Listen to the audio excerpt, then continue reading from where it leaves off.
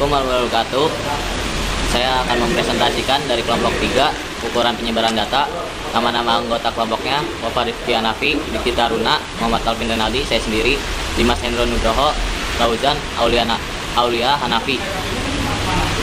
Saya akan menjelaskan dari ukuran penyebaran data.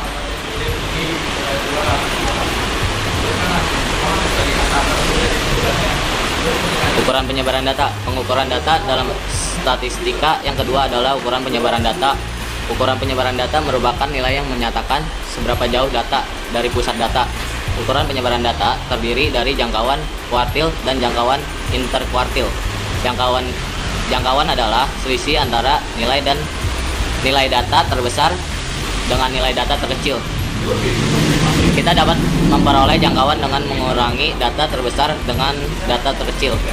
Contohnya, jika di satu kelas siswa tertinggi memiliki tinggi badan 160 cm dan siswa terpendek memiliki tinggi badan 143 cm, kita akan mendapat jangkauan sebesar 23 cm. Sementara itu, kuartil adalah pengelompokan data statistika menjadi 4 bagian sama banyak. Ukuran kuartil dibagi menjadi 3, yaitu kuartil bawah Q1, kuartil tengah Q2 atau median, dan kuartil atas Q3. Untuk menentukan tiap-tiap kuartil ada beberapa langkah yang harus kita lakukan.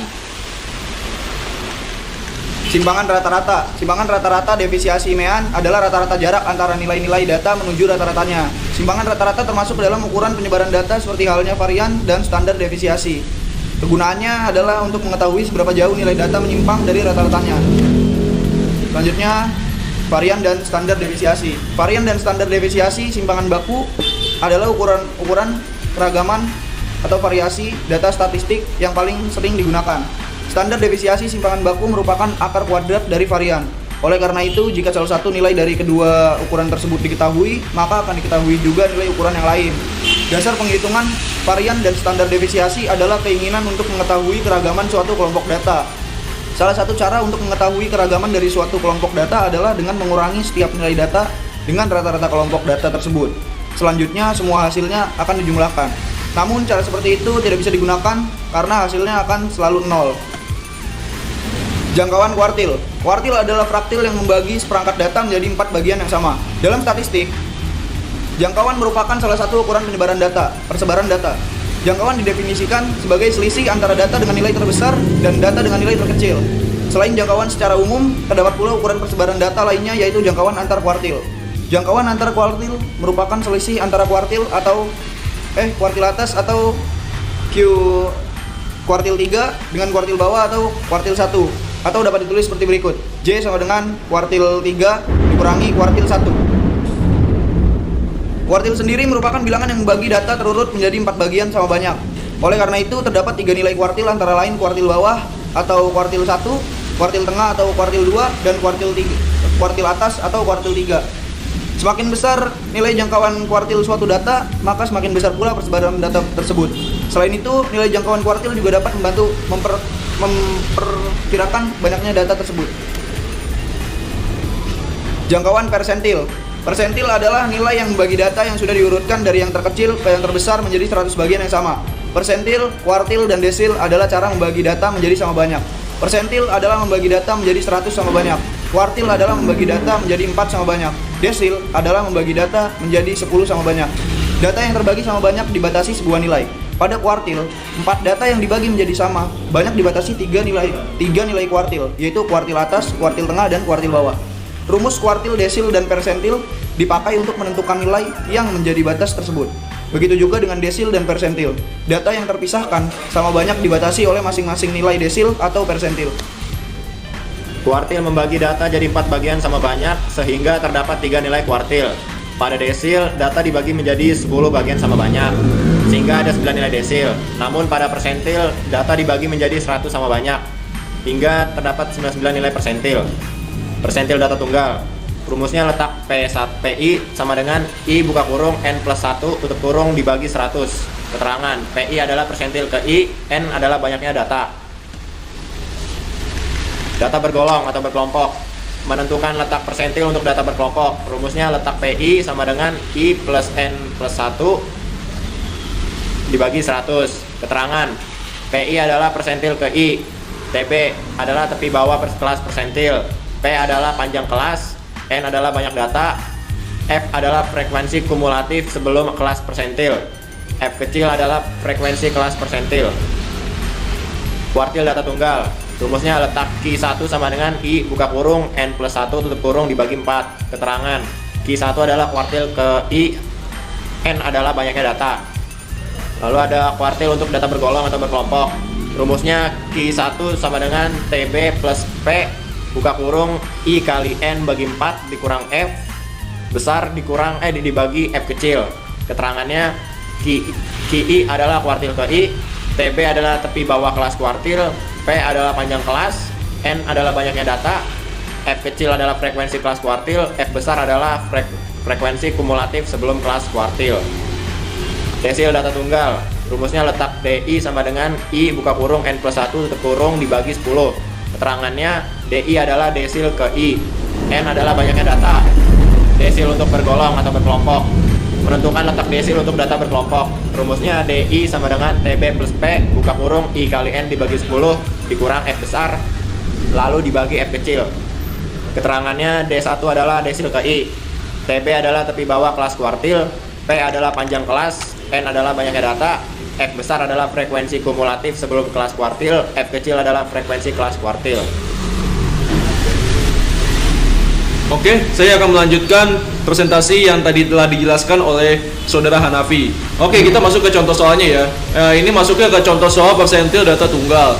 Nah, ini di soalnya itu tentukan persentil ke 65 dari data sekian. Ini ada angka-angkanya nih 6587, 945, 847, 85, 845. Nah, bagaimana kita menjawabnya? Pertama, N itu tuh N itu 15. 15 itu adalah jumlah dari ininya nih, jumlah dari datanya ini. Ini semua ada 15 angka. Nah, data berurut. Nah, itu tuh yang di data berurut itu. Jadi kita udah diurutkan dari yang terkecil sampai yang terbesar. Itu 4 4 4 5 5 5, 5-nya ada 4, 6-nya 1, 7-nya 2, 8-nya ada 4, 9-nya 1. Lalu letak P65 atau letak persentil ke 65 yaitu 65 tambah 15 plus 1 dibagi 100 sama dengan hasilnya 10,4. Jadi hitungannya tuh kayak pertama tuh di ini dulu 15 tambah 1 16. 16 kali 65 itu 16 kali 65 habis itu dibagi 100. Nah, itu ya hasilnya jadi segitu. Lalu P65 sama dengan X100 tambah 0,4 X11 min X10. Nah, itu ada X100 nya itu adalah 7 tambah 0,4 8 sampai 8 min 7. Yang X11 nya itu 8, yang X10 nya itu 7. 8 kurang 7, 8 kurang 7 1. Jadi itu 7 tambah 0,4 jadi 7,4 dikali 1 jadi hasil 7,4. Maka hasil persentilnya itu yang ke nilai ke 65 nya yaitu 74. Oke, 7,4. Oke, kita next. Nah, ini adalah contoh soal persentil data kelompok. Nah, di soalnya ini yaitu tentukan P30 dari data tersebut. Nah, kita bisa lihat datanya ini yang sebelah kiri, yang di sebelah kiri ini. Datanya itu ada macam-macam dan F-nya itu kalau kita totalin itu semuanya ada 30. Nah, kita rumusnya itu masuk ke rumusnya. PI sama dengan I per 100 kali N. PI itu adalah data persentil ke 30. Jadi kita masukin I-nya itu 30 per 100 kali N itu 30. N itu adalah salah satu hasil semua penjumlahan dari F-nya itu, frekuensinya. Jadi hitungannya 30 per 100 kali 30. Jadi 30 kali 30 900 dibagi 100 jadi 9 hasilnya. Nah, ini di bawah nih ada jawab ini adalah rumus yang untuk menghitung P30-nya nih. Ini baru PI-nya doang. Nah, ini bawahnya itu P30 sama dengan TB itu titik bawah tambah persentil, yaitu rumusnya jadi 300 N per 100 min F dibagi F. Nah, habis itu 14,5 tambah 5 jadi 14,5. Kita jumlahkan yang ada di kurung kurungnya dulu. 9 kurang 5 4 bagi 6 0, sekian. 4 bagi 6 itu 0, sekian. Nah, habis itu ditambah 14 tambah 5 tambah 5 jadi 19,5. 14,5 tambah 3,33. Jadi totalnya 17,83. Oke, mari kita next. Nah, ini adalah contoh soal desil tunggal. Nah, soalnya itu adalah tentukan desil ke-8 dari data 638 9599 7574 58376. Nah, kita caranya sama kayak tadi. Semua datanya itu ada 16. Lalu data berurutnya itu kita urutin dari yang terkecil sampai yang terbesar, yaitu 33, 4, 5-nya ada 3 kali, 6-nya 2, 7-nya 3, 8-nya 2, 9-nya 3. Nah, letak desilnya yang ke-8 itu adalah desil ke-8 itu sama dengan 8 kurung buka 16 tambah 1 bagi 10. Nah, kita tambahkan dulu yang di kurung bukanya itu, jadi 17 kali 8 dibagi 10 sama dengan 13,6. Nah, untuk yang D8 ini kita hitung X13 tambah 0,6 X14 kurang X13. Nah, X13 itu adalah 8 tambah 0,69 dikurang 8 itu 9 sama 8 itu X ke-14 dan X ke-13. Nah, 9 kurang 8 1. 8 tambah 0,6 jadi 8,6. Ini salah ketik. Oke. Selanjutnya ini adalah contoh soal desil data bergolong. Nah, di sini ada soalnya, yaitu tentukan nilai data ke-6 dari data berikut. Nah, di sini kita lihat datanya ya, sama frekuensinya. Nah, ini kita cari tadi hampir sama kayak tadi. Nah, DI-nya itu adalah kita nyari yang D ke-6-nya itu loh.